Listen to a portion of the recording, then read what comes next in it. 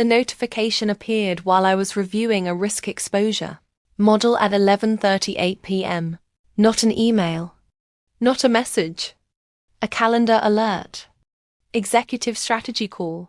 Confidential. I wasn't on the invite list. I knew that because I'd memorized every executive calendar by habit, not ambition. But the system glitch we'd been reporting for months had finally done something interesting. It pulled me in automatically. I should have declined. Instead, I stayed very still, muted my mic, and listened. "Let's be clear," Roger Harley said, his voice calm, practiced, dangerous. "She's asking questions she shouldn't be asking." Another voice followed, Vivian Mercer, CFO. Smooth. Controlled. She connected the Anderson discrepancies to the quarterly smoothing. That wasn't supposed to happen. My fingers froze above the keyboard. They were talking about me. Hugh from HR joined in. Already prepared. "We terminate tomorrow. 9 a.m. performance-based. Clean exit. Security present. Access cut the moment she steps into the room." Someone laughed softly. "She won't fight it," Roger said. "She's cautious. Risk-averse. That's why we hired her." I felt my pulse slow. Not panic, focus. 3 years. 2 promotions. 17 closed portfolios. Hundreds of nights exactly like this one, quiet, alone. Invisible. And tomorrow I was scheduled to disappear. "She has too much visibility," Vivian added. "After tomorrow, restructure reporting. No single analyst should see the full picture again." The call ended. I didn't move for a full minute. Then I closed the spreadsheet, shut my laptop, and stood up. The 7th floor conference room where they'd planned my exit was still occupied, which meant HR on the 3rd floor would be empty. And inside HR was the one thing they never locked properly: their own records. I took the stairs. The building after midnight had a sound air, vents humming, lights buzzing, the quiet confidence of people who believed they owned the place. They didn't. The HR back entrance required an admin override. 6 digits. I'd seen it once during a system failure. My hand didn't shake when I entered it. Green light. Click. Inside, I moved like someone who already knew where everything was. Hugh's office. Marvin's desk. The password he'd written under his calendar 6 months ago and never bothered to change. I logged in. What I found confirmed everything. 2 versions of the same reports. Emails discussing temporary reallocations. Meeting notes about containment strategies. If an analyst became problematic. And then the file that changed everything. Termination contingency morales. My name. My credentials. A pre-written narrative describing how I'd manipulated internal systems to hide errors. They weren't just firing me. They were preparing to blame me. I forwarded everything to my personal account, to a secure backup, to a contact I'd trusted once before. Then I restored the system exactly as I'd found it. When the elevator dinged on the floor, I was already gone. At home, sleep never came.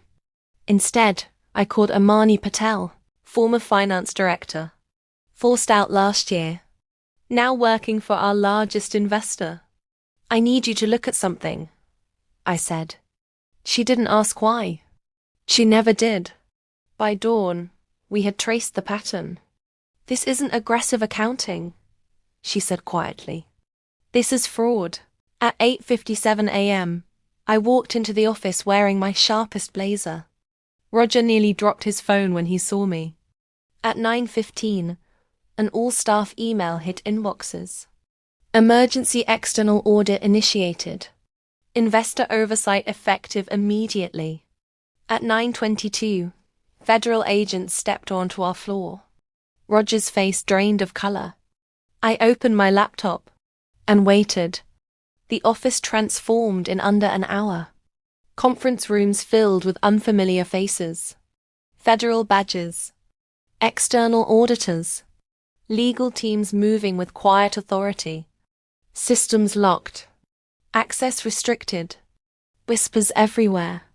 People avoided my desk like it was radioactive. Roger paced near the windows, phone glued to his ear, voice low and frantic. Vivian sat rigid in her glass office, jaw clenched, fingers tapping a rhythm that betrayed her composure. Hugh from HR disappeared entirely. I stayed exactly where I was. At 10:03 a.m., Roger stormed toward me. "What did you do?" he hissed, stopping inches from my desk. His breath smelled like panic disguised as authority. I looked up slowly, calm, measured. "I did my job, Roger. The same way I always have." His eyes flicked around, checking who might be listening. "You have no idea what you've started." Before I could respond, a woman in a navy suit stepped between us. "Mr. Harley," she said evenly, flashing her badge. "We're ready for you." Roger's mouth opened, closed. He walked away without looking back. For the first time, the power dynamic shifted. But power never disappears quietly. My phone vibrated. "Unknown number. Check your accounts." A chill ran through me. I opened my banking app. 0. Every account emptied. Savings, checking, investment portfolio, frozen. Then another alert.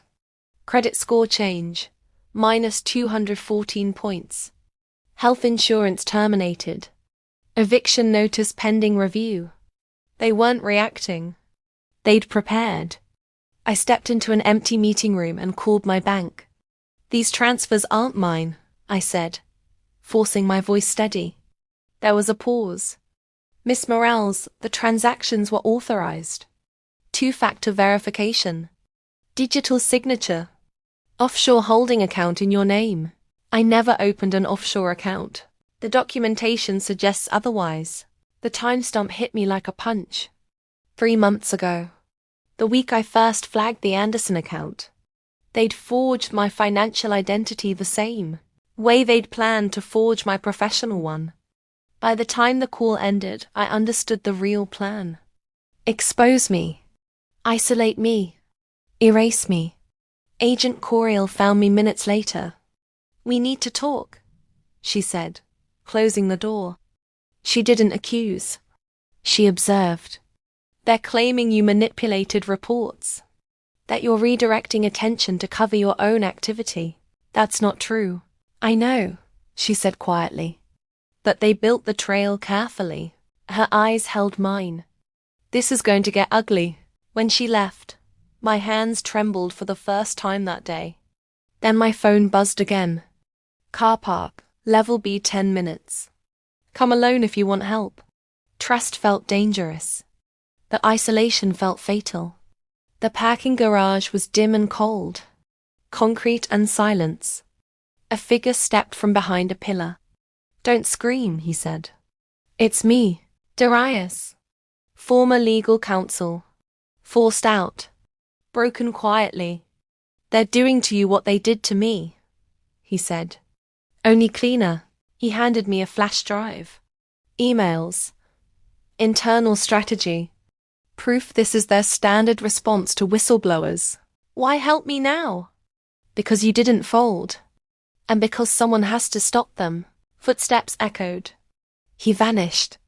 By 3 p.m., I was summoned to the boardroom. No agents. No investors. Just them. The oak table felt like a courtroom without a judge. Eleanor, the board chair, smiled politely. "This is an informal discussion." Vivian slid folders across the table. Manufactured evidence. Forged emails. A story written with terrifying precision. "We're disappointed," Eleanor said. "This behavior is concerning." Roger leaned back, confident again. "Sign the agreement, Astrid. 6-week severance. Clean exit." I scanned the document. Confidentiality. Non-disparagement. Surrender of claims. A muzzle. "I can't sign this," I said. The room stiffened. "That would be unwise," Roger warned. "Maybe," I replied. "But I've learned something valuable. I stood. While you were planning my removal, I was building leverage. Confusion rippled. There's another meeting happening right now, I continued. 4th floor. With Sanderson Investments, federal regulators, and 6 of your largest clients. Silence. I placed a document on the table. You approved my external consulting disclosure 3 months ago. Roger, you signed it. His face collapsed. That investigation? It wasn't internal. It was independent. Chaos erupted. Phones out. Voices raised. Eleanor stood abruptly. You had no authority. I had permission, I said calmly. And evidence. I walked out while they imploded behind me. By sunset, the firm was frozen. By morning, indictments followed. 3 months later, I testified. Accounts restored. Records cleared. Lies dismantled. The firm that tried to erase me now existed only as a case study. Sanderson offered me the role that mattered. I accepted. Not for revenge. For integrity. Because the quiet ones don't make noise. They make records. And records always speak louder than threats.